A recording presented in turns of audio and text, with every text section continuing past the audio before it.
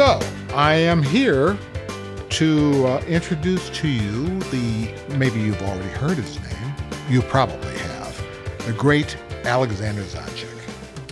And he is a musical icon, and he is a flutist or flautist, whichever you prefer. Oh, well, that's a good question. I can answer that for you. What is it? Well, the difference between a flutist and a flautist is $20 an hour. Oh, no, they're both correct. Are they? Okay. Yeah, that's the only flute joke I have. They are both correct. Okay. Flutist. Most professional flute players call themselves flutist. Flauto is pretty much in the classical world. Flauto transverso. Francois from French. Yes. Transverse flute. Yeah. And so they're both correct. Okay. One sounds very bourgeois to me. Flautist. Well, I think it's great. He is also a musical festival organizer. Is that right? Yeah, artistic director. And a performer, a showman, working with the who's who of a lot of the greats from the jazz world. And we're here to talk about basically his latest album, his 13th album. Oh, you've done your homework. Yes, which is the first one you've done in 10 years now. 10 years, yes. And it's a wonderful, remarkable piece of work, I have to say. I had a lot of fun doing it. And it's hot off the press. It was just dropped, correct? Yes, last Friday. And Mr. Zonjic hails from Canada, from Windsor. Windsor, Ontario. He is known in Canada, but also in the U.S., and he has been such an accomplished player, having started in rock and roll, which a lot of people don't know about, but then traversing over to jazz. So you have so much to say. There's so much to talk about here. So rather than look at this thing... That was good, though. You didn't say one thing that wasn't true. That's good. Because usually in these interviews, days. In these days, they don't let the truth get in the way of a good story. Of course, that's all true. But it's good to be here, and I love the fact that you used the jazz word. And I'll debate that with you a little bit because of course I've never ever gone after that. But I'm flattered to be called a jazz musician. I think my music's more jazzy than jazz, but I have a real passion. Wait a minute. What does that mean? More jazzy than jazz? I think when you take interpretations of songs, right. And it's in some cases covers, whether you do an arrangement of a big pop song, right? And then yes, there's some improvisation in my songs. I'm not really someone who has studied that great art form. I mean, I don't have to tell you. You're a fan. Jazz is the greatest cultural export. It's America's classical music. America, yeah, of course. And so I have so much respect for it. I did listen to all of the jazz greats. I loved Jeremy Steig. I loved Herbie Mann. I got to know Herbie really well. I think Hubert Laws is brilliant, and the list goes on and on and on. And you've worked with a lot of these people. I did. I was lucky enough to work with them. But let's name drop for me, just because, I get inspired by that kind of thing. Well, it makes for good television to mention famous people's names. No, I was very lucky. I mean, Herbie Mann I mentioned. I was a hero of mine who I became friends with and performed concerts with. Certainly Bob James, who was a big hero of mine. When I heard his music while a classical music student at the University of Windsor, right. What I loved about his music was that there were classical details in him. You look at Bob James 1, and Bob James is doing Night on Bald Mountain by Mussorgsky. Right. You listen to his early records, and you hear the classical overtones of the great flute player Hubert Laws, who, by the way, studied at Juilliard. And so nothing new about classical and jazz getting together. Herbie Hancock studied classical music. Keith Jarrett studied classical music. Chick Corea studied classical music. So I was always influenced by all of that. Right. So I think what wound up into my music, along with the rock and roll guitar sensibilities I had, because all of my references harmonically early on before I studied were thinking about the guitar fretboard. So if I saw an A chord on a chart, I could see that A chord on my guitar, and I knew I had an A and a C sharp and an E. I knew that. Right. So that was my reference early on. And I kind of created my own sort of way of improvising that really was my own. I couldn't really wander into too sophisticated chord changes. Like, I'm not someone that can take the flute out and just start playing a variety of solos through the chord changes for giant steps. That's just not what I do. Okay. I'm capable of memorizing one and fooling everybody, which a lot of jazz musicians do. Well, yes, they do. But I don't. I'm very comfortable with, and I don't do this to be humble, I'm very comfortable with admitting to people that, no, I'm not I respect jazz. I love it. I think my music gets jazzy. I think it's funky. I think it's R&B-ish. I think I have pop sensibilities.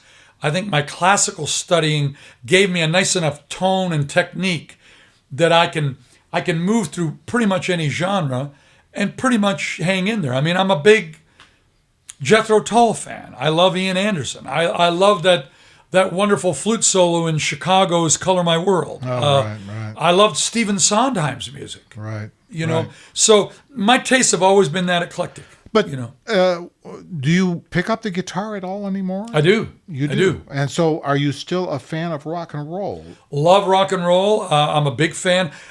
I'm going to sound like my dad because I'm sure he had his favorites. I was very lucky to come up through a great era. I was at the Grandy Ballroom always. Oh my! And I saw everybody there. Uncle Russ, right? Uncle Russ, and I'm there, and there's Chicago Transit Authority. There's Blood, Sweat, and Tears the first week that David Clayton Thomas joined the band. Oh my! There's The Who. There's Blind Faith. There's MC5. So I was very lucky to come through that while a guitar player, and studied a little bit of guitar. I started the guitar when I was 8. Wow. Took lessons, but never really got serious about music. But, you know, all of it, for all of us, you know, it's just part of who we become. So mostly ear, mostly reading, a combination thereof? Early on, mostly ear, bar bands. Of course, I'm old enough that it was before the Beatles. So before the Beatles, who was I listening to? I loved the Ventures.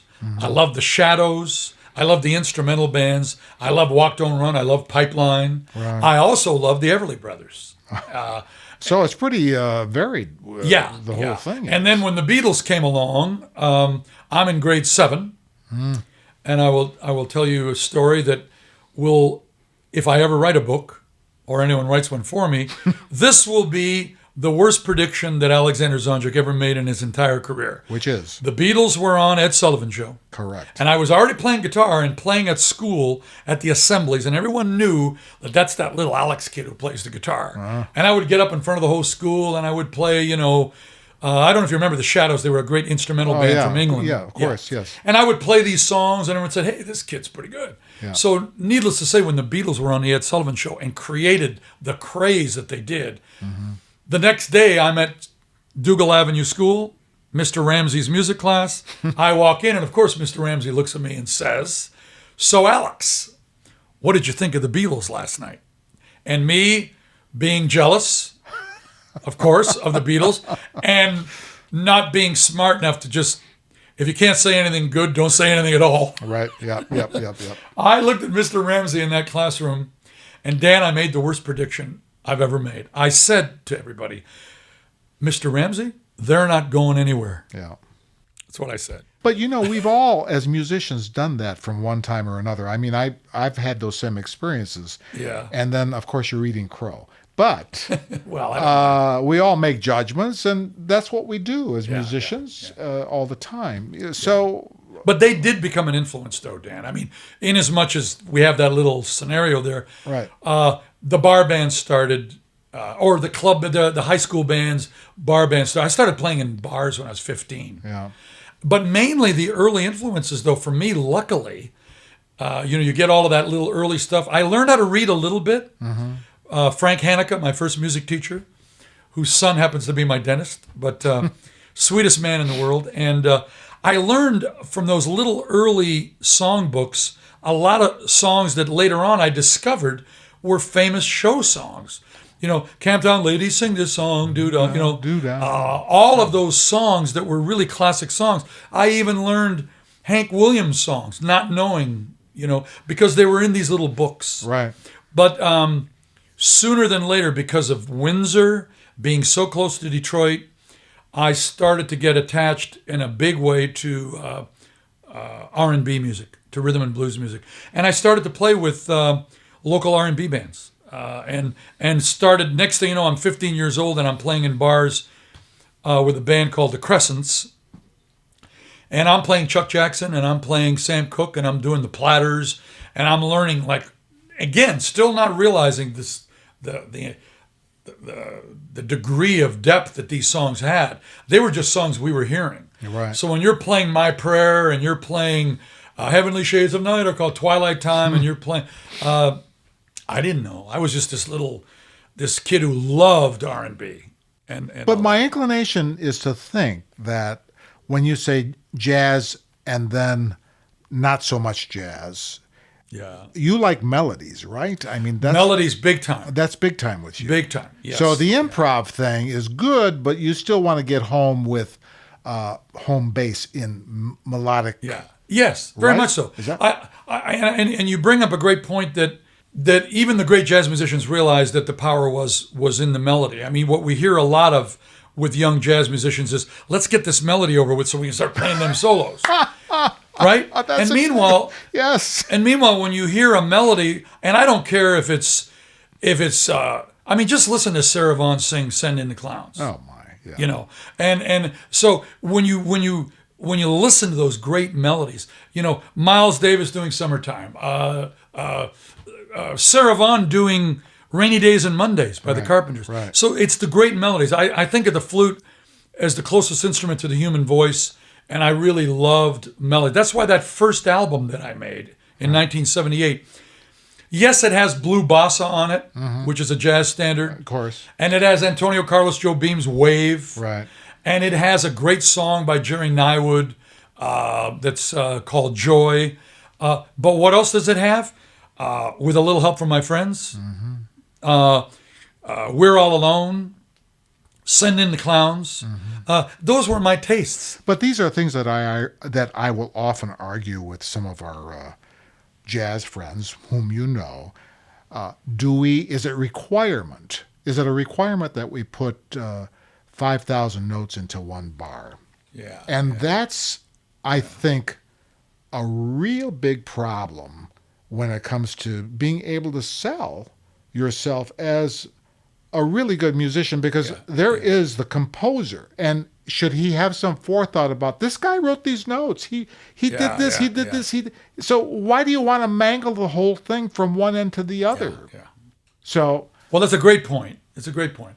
I think if you have a real sound and a real tone and beautiful vibrato and a real technique, I totally admire the guys. Look, Charlie Parker could play 1,000,000 miles an hour. Yeah, I know. And I admire all that. I truly do.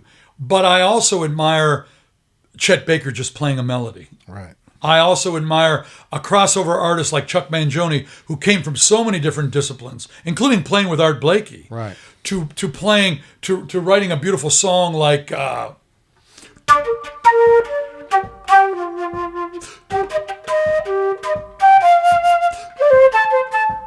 writing Bella Via. Yeah. Gorgeous, gorgeous tune. You have a beautiful tone, by the way. Gorgeous song. I've recorded it twice. I love it so much. Right. But so... in doing these concerts, these festivals, you had Mangione on a festival. I loved it. I had him many times. I'm a huge Chuck Mangione fan. I loved the way he brought his music to symphony orchestras. I love that we crossed over. Now, there's a guy that could play some serious bebop, you know, if he wanted to. The melody, you know, I can remember it was Bob James. Bob James, who obviously is just this brilliant jazz artist who really can play a melody. If you look at all his first hit, Feel Like Making Love, that great song that Roberta Flack recorded, those beautiful melodies from Taxi, and not that I want to get too adult on us, but he had a really sweet, fun expression, because he did believe in the melody, and then went off. And then, yes. Then did his thing. And that was that you can't get laid without a melody. And so, and I know that. Oh, that's a great. I know it is. I never heard that put that way. Well, and it's but you know, it's that Paul Desmond. Could that guy play a melody? Oh my, yeah, and one of my favorites. Yeah, I gotta say. And laid back, and it's never about. And I mean this in my world too.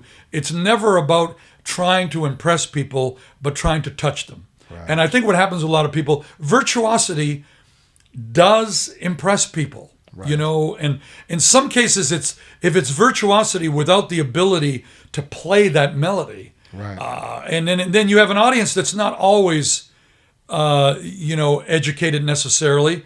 So I can pull up one of my. If you liked, if you liked, you can't get laid without a melody. Well, you'll like BBB. Bullshit baffles brains. So it takes all of that. Right. It takes all of that. But I'm telling you, when I hear Chet Baker play Autumn Leaves, Right. I'm totally comfortable with, first of all, the way he plays the melody is killer. Right. And then I'm more than happy to steal his solo. Why not? Yeah. They say steal from the best, right? And here's the cool thing about it. By setting myself up on screen in front of this camera and saying to people, folks, yeah, maybe my music is jazzy, but I really don't consider myself, and I'm not saying it to be humble, to be really a jazz artist, because I know what kind of commitment that is. I know what the commitment was to the classical music that I play. Right. And so what it does is it gets me off the hook. So if I want to play in one of my songs, for example, River Raisin Nights, I play a solo.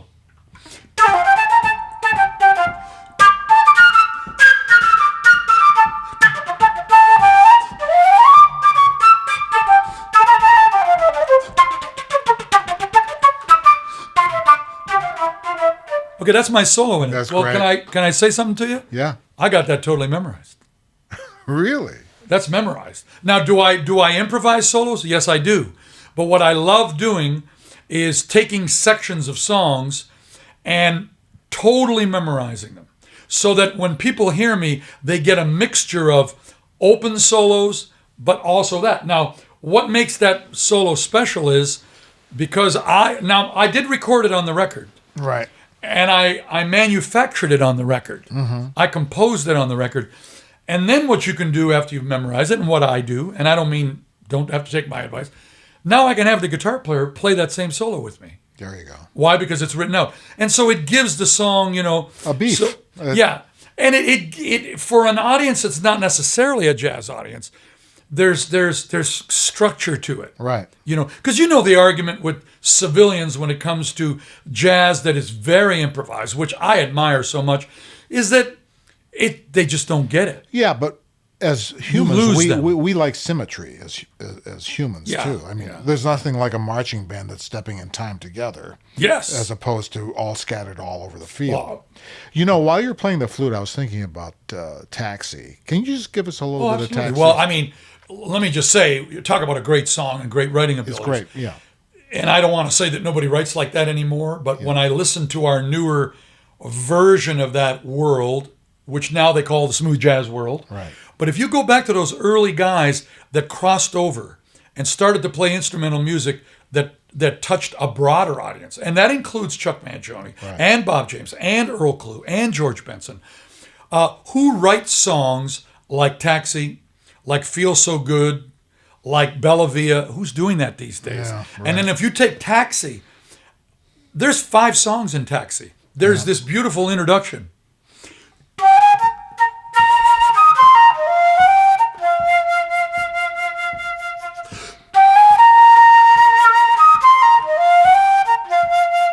You have that. Then you have... Oh. Right. Then you have... Right. It's incredible. Oh, that is... I mean, and that's Bob James. That's the magic of someone...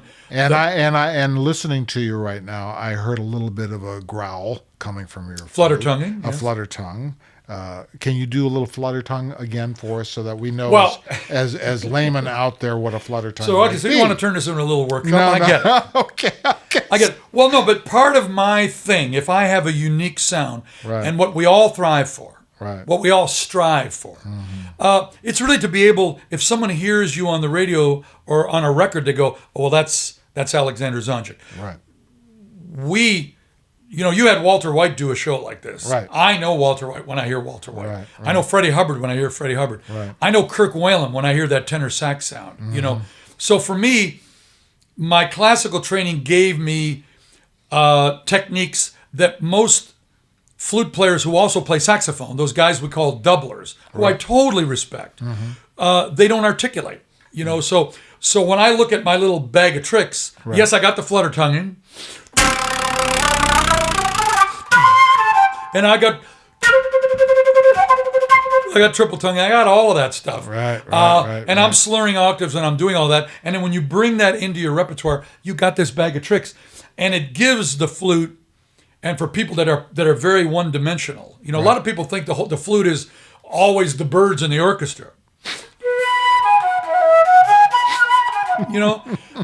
But in the right hands, with you got to have chops. You got to practice. You got to be able to articulate, because again, not a lot of the doublers.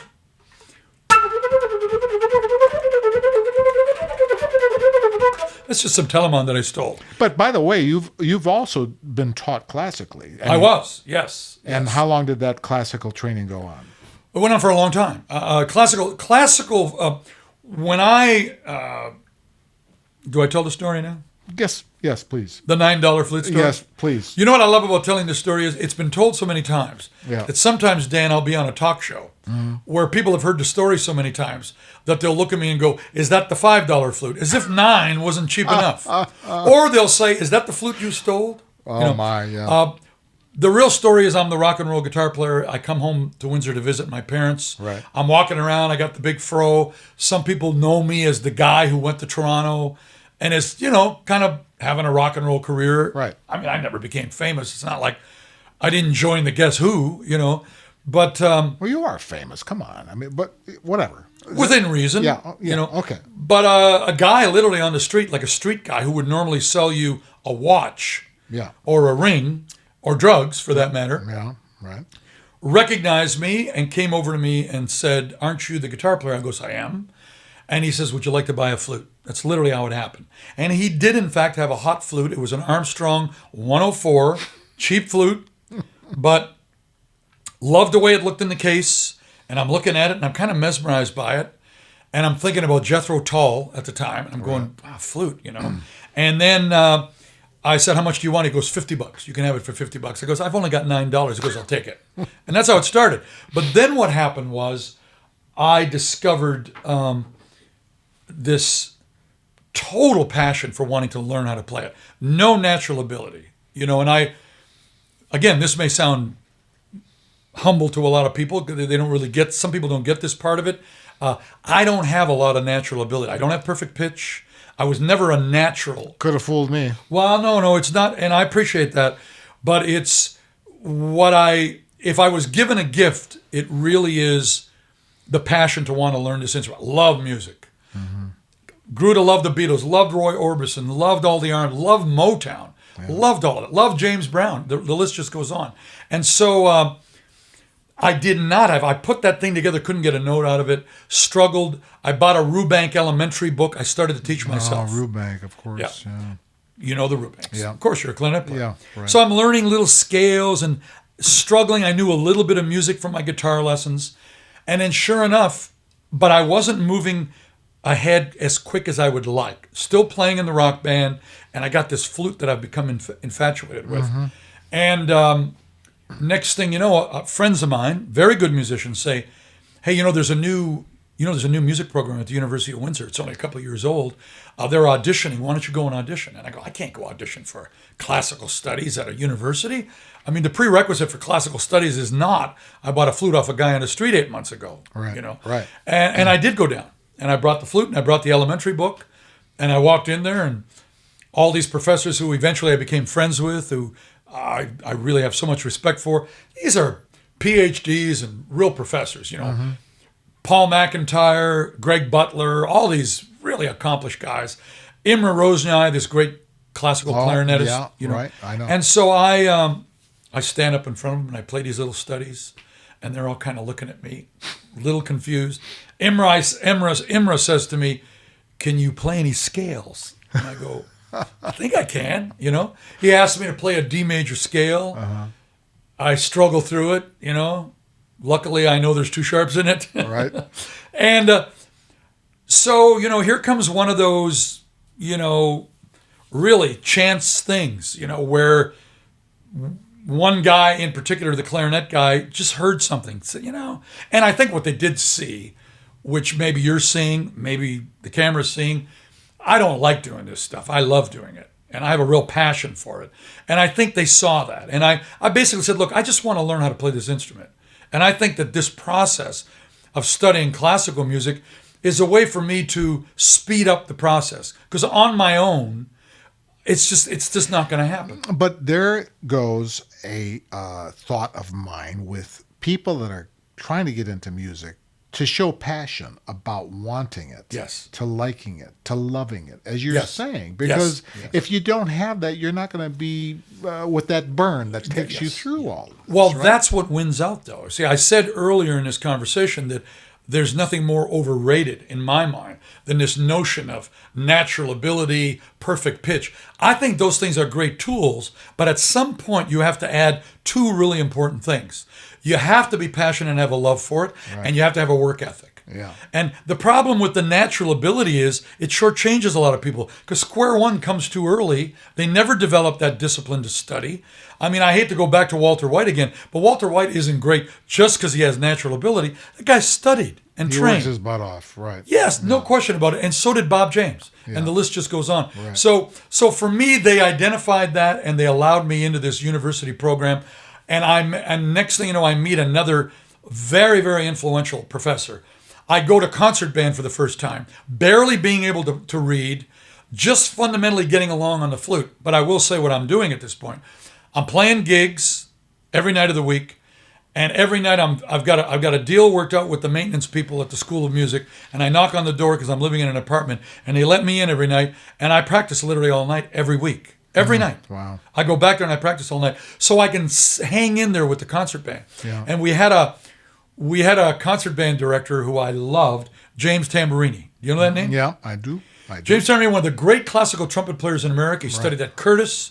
For heaven's sakes, he went to school with Lenny Bernstein. Yeah. Leonard was I knew that. Yes. But yes. Yeah. And he studied at Curtis. He played with Toscanini. He played with Reiner in Chicago. He played with Prairie here. And he was the band leader at the University of Windsor. Wow. And he recognized in me right away somebody that wanted to learn how to play. Yeah. And I got into that concert band. And so all of those influences. And then, look, we could spend 3 hours on the early life. Before you go leaving the early life, well, no, it's not just about the early life. You've been mentioning names, and you've worked with a lot of yes. the greats. Can you just, and they've inspired you as they would me to move on to Absolutely. doing other things and exploring yourself as a musician. No right? question. No question. Who are some of those names? Well, I mentioned Irving Monroe. Yes. Who in the classical world, wow, I mean, how could you not look up to him? That was an amazing experience. Yeah. Imagine making my early records and finally getting the opportunity to play at Baker's. Yeah. And back then, when you got a gig at Baker's, you might follow. That was Mecca. I mean, yeah, you might follow Baker. You might follow Dizzy Gillespie in there. Yeah. So right. for me, it was a big gig. I get the gig, and the first weekend that I ever played there, and Clarence Baker was the sweetest man in the world. Oh, I remember. And my friend Earl Klugh was in the crowd, who I was a huge fan of. Right. And next thing you know, Bob James is playing at the Royal Oak Music Theater. Right. It's in November of 1981. And I'm playing in there, and I'm so excited. I can't remember my birthday. How are you doing this? Well, okay, never well, mind. I remember those things. Okay. And I get my chance to play at Baker's. I'm in there with my band. And do you remember Jerry Varga, an agent? Sure. Okay. Jerry Varga worked for L'Oreal Ross Entertainment, and Jerry Varga knew Bob James's manager, Peter Paul. He used to hire us for. Well, never mind. Well, I'm sure. Not me. That's why I brought it up. Okay. That's why I brought it. So Jerry Varga knows Peter Paul, Bob James's manager. Bob James, who I just totally loved. Mm-hmm. And I learned all of his song. I mean, here's Taxi. Here's Westchester Lady. There's Where the Wind Blows Free. Right. I love this guy. I love this guy. And I love this his Farandole, that when he did his Bizet. I knew I was killed. So I'm at Baker's. Jerry Varga is at the Royal Oak Music Theater watching Bob James because he knows Bob James is manager. And at the end of that show, he says to Bob James, Bob, I know you don't do this, but would you mind coming to a club tonight? There's somebody I want you to hear. I think you really like this kid. Oh, wow. You know, so he talks Bob James into coming to Baker's Keyboard Lounge on a Sunday night. How beautiful is that? And I'm up there playing, and I look into those mirrors in Baker's, and I see a guy that looks like Bob James. I go, I think that's Bob James. And I'm like, so all of a sudden I start playing every Bob James song I know, and I am like so inspired by the fact that he's in the room. Yeah. And Earl Klugh happened to be there too. And I finished the first set, and he comes up to me and says, so nice to meet you. I love that. I loved all those. Thanks for playing those Bob James songs. I've been hearing a lot about you. I'm like totally blown away by this nature of it. Yeah. And I go over and I sit down at a table with him, and Earl Klugh comes over. At one point, we all go back up and play. Yeah. But at that point, he kind of looks at me and he says, boy, I really enjoyed that. He says, I love flute. Hubert Laws is on a lot of my early records on CTI. He says, coming up this spring, I got a big tour coming up. I got all these great people in the band, and I've got Harvey Mason, and I've got Gary King, and we're gonna be playing on the West Coast. We're gonna go to Asia. We're gonna play Japan. We're gonna play the Philippines. We're gonna come back. We're gonna play Carnegie Hall. Would you like to join the band? Oh my gosh. Yeah. So needless to say, it took me 3 days to get back. Oh my gosh. Yeah. And I actually spent weeks thinking he made a mistake. And in the back of my brain, I figured if I just go get them coffee, if I just show up at the rehearsal, play a couple of songs, and I go, Mr. King, would you like some coffee? I was really that naive. Remember at that point, I started so late. You have no sense of where you are in your learning because you feel... You know what this is like. You can practice all you want. This is not a race we're ever going to win. No. We're just going to keep moving You the got to finish keep line. moving. Yeah. Right. And so I was so blown away by the notion of that. So Bob James, Earl Klugh, without a doubt. Earl was a very big... I played the guitar. I loved his guitar playing. Earl came to all of the clubs I used to play around here. Archibald's in Birmingham. And a very sweet guy, I have to say. Sweetest man in the world. Yeah. So inspired by his music. Played on my Elegant Evening album in 1982, 1981. I said, would you play on my record? He goes, sure. Then he played on my Romance with You CD. Then he played on my Neon CD, my first Warner Brothers record. So there's Earl Klugh. Right. Then there was Angela Bofield, who I loved. Amazing singer. Wait a minute. What was that with Angela Bofield? You were on her album? It started out with Angela Bofield, where I loved her music. Again, going back to the flute and melodies, and the flute being the closest instrument to the human voice. If you remember her songs.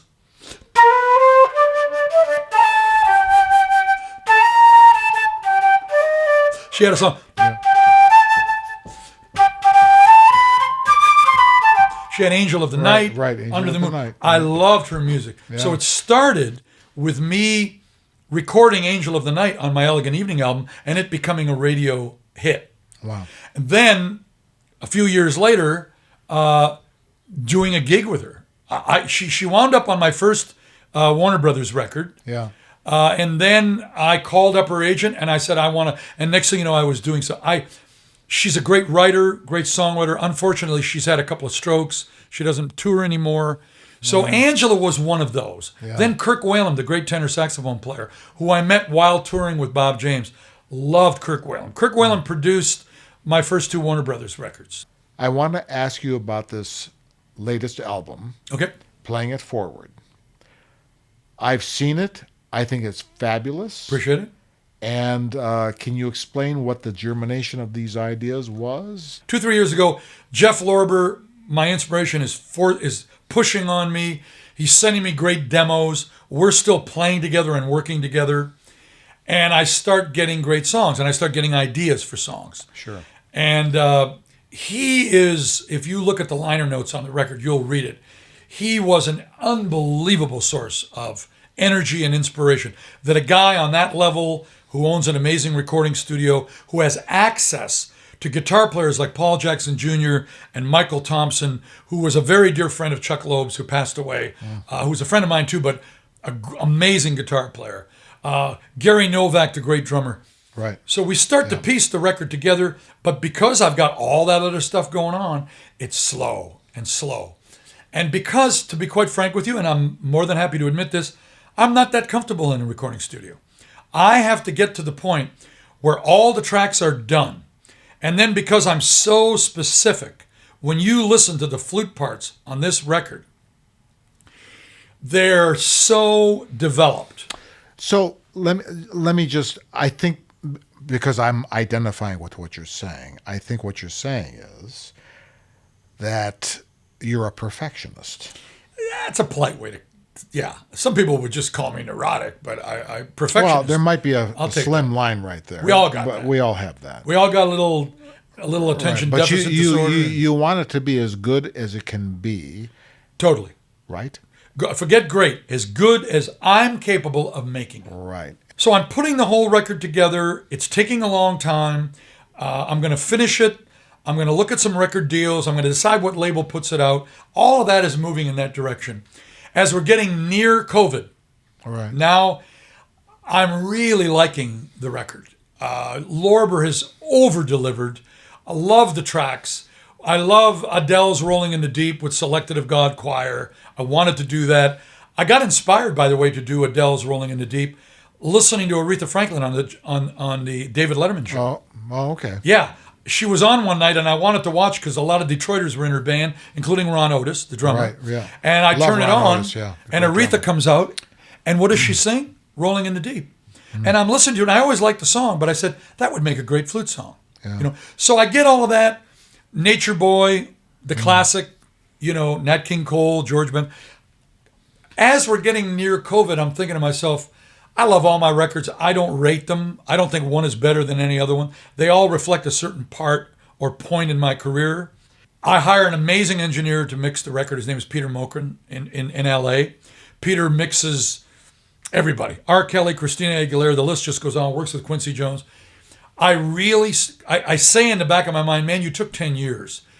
Put everything into this. Lorber's all over it. We got all these great players on it. I got the last things that Chuck Loeb wrote. I got to make it great for him. He wrote this beautiful song called Mosaic. The list goes on of all the little small stories that are part of making a record. Right. Sure. Of course. And so... but you've incorporated visuals in this thing. Well, this time I did with the one song. You're talking about the video now. The video, yeah. Yeah. Motor City Sway is by my other friend, James Lloyd from Pieces of a Dream. Okay. James is brilliant. They work very differently. James Lloyd is a prodigy, all ears, doesn't read a lick.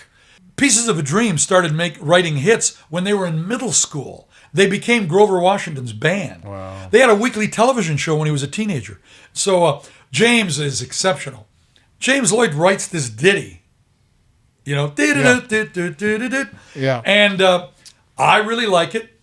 Lorber's got his own thoughts on it. Lorber didn't dislike it, but it's a different kind of a song than the sophistication of Jazz Cafe, the first track, or playing it forward. So when we did that song was inspired by James Lloyd coming in as my guest, playing live shows with me. So James comes in, writes this song. He gets inspired by every time he plays a gig with me.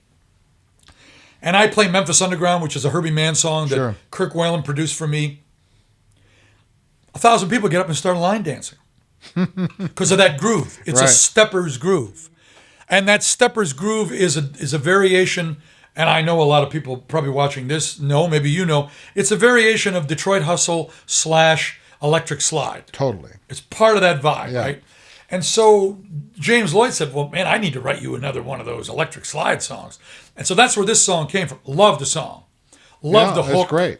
Alex, it's been wonderful having you here. Yeah, this is part one, right? This is part one. We can go on for years. No, it's very good. Well, you're an artist and you have the right questions to tell, and it's fun. It's fun when it's extended like this. Well, it's fun to be able to talk common language. Yes, we're pretty lucky people to be doing this. Very, very lucky. Yeah. Yes, play us out, please.